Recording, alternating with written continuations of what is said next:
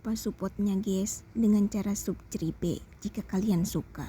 Judulnya ada di layar kaca, bisa kalian baca.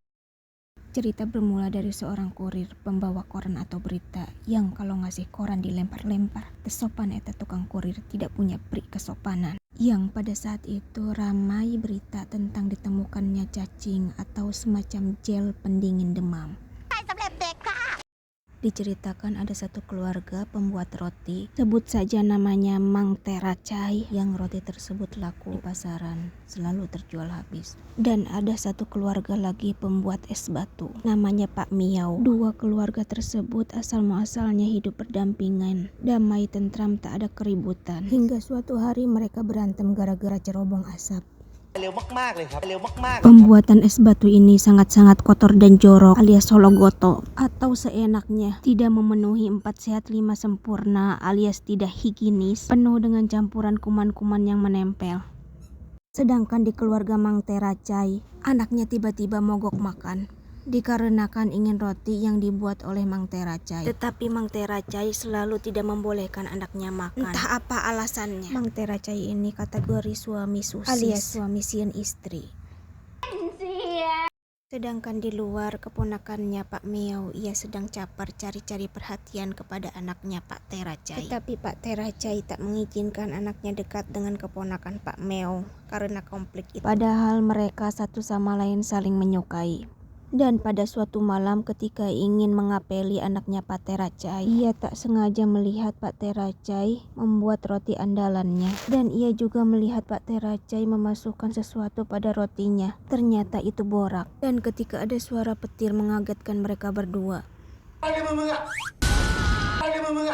Teriakan mereka berbarengan dengan jatuhnya si hewan imut lucu dari langit. Ia jatuh menerobos atap warga dan tak sengaja dijadikan gel pereda demam oleh warga. Dan anak tersebut pun sembuh dari demamnya. Sementara itu di sekolah bocah-bocah ketika kencing malah membanding-bandingkan kepunyaannya. Dan mereka juga memainkan hewan lucu itu. Sementara itu karyawan Teracai sedang membuat roti varian baru yang terbuat dari pete dan terasi, sehingga membuat aroma yang tidak sedap di dapurnya.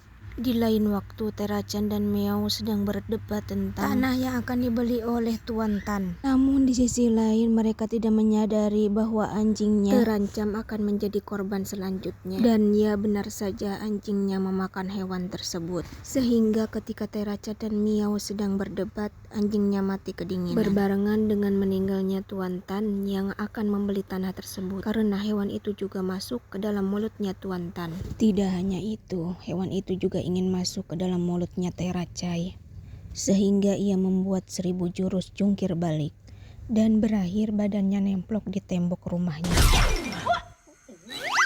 Ketika sedang panik-paniknya, tiba-tiba pintu gerbang seperti ada yang mau membuka. Ternyata itu adalah anaknya Teracai. Ia habis pulang sekolah. Anak sekecil itu kok larut banget ya pulang sekolahnya. Tak usah dipikirkan, namanya juga film. Ketika kakaknya bertanya apakah dia melihat hewan imut lucu itu, ia malah sangat santai sekali membuka tasnya dan memperlihatkan hewan itu. Seketika mereka semua berteriak karena hewan yang dimaksud ada di bocah tersebut. Teracai berinisiatif untuk menelepon polisi agar polisi bisa membantu mereka, tetapi polisi malah tidak percaya.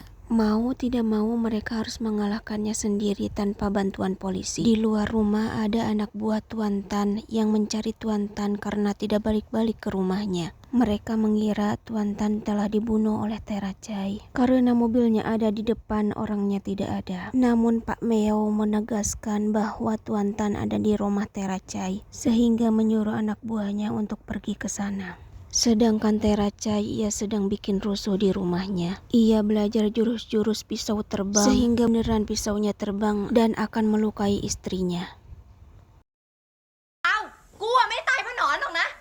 Tiba-tiba ada seseorang yang nongol di depan jendela kamar.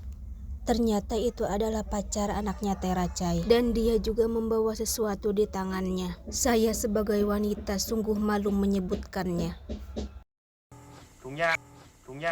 Sedangkan di dapur, cewek jadi-jadian ini bisa disebut juga Mbak Yono. Ia sedang asik memakan roti busuk. Walaupun rotinya bau busuk, tetapi rasanya sangat sehingga enak. Ia sangat lahap ketika memakannya. Saking menikmati roti busuk tersebut, ia tak sadar akan dimangsa oleh cacing. Cepat-cepat ia masuk ke dalam lemari sehingga lemarinya terkunci. Karena mereka begitu lama di dapur, bosnya juga menyusulnya. Ia sangat kaget, kedua anak buahnya mati kedinginan. Selain itu, keluarga Teracai sengaja mematikan lampunya agar lebih leluasa mencari hewan cacing tersebut. Dan ketika diterangi dengan kartu debit yang bersinar, ternyata hewannya berubah total. Yang tadinya imut-imut sekarang menjadi amit-amit. Bentukannya seperti ulet yang terbakar di tungku emak. Sedangkan karyawannya Teracai dan pacarnya sedang berada di atap rumah. Entah apa yang ia pikirkan sehingga ia bisa menjatuhkan ceweknya. Untung saja ia cuman pingsan, tidak pindah ke alam lain. Sementara itu Miao sangat perhatian kepada Teracai sekarang. Tiba-tiba ada yang memvideokan hewan tersebut.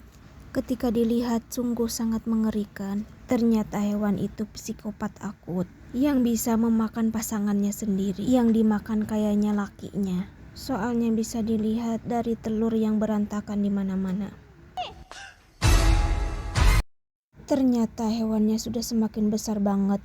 Ia sudah menjadi raksasa. Ditembak memakai senapan pun tidak mempan.